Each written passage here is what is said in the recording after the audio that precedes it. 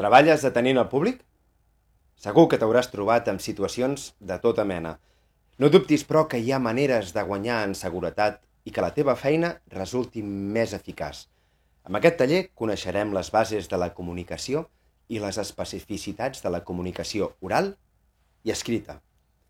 Parlarem de neurocomunicació, de com funciona el cervell en l'atenció a les persones, de com adaptar els missatges a l'interlocutor, de les diferències en la comunicació telefònica o la presencial i també d'intel·ligència emocional.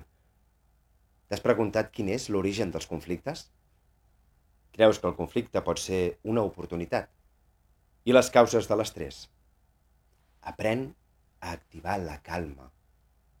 T'avanço 3 habilitats clau: l'assertivitat, l'empatia i la compassió. Ei, encara m'estàs escoltant?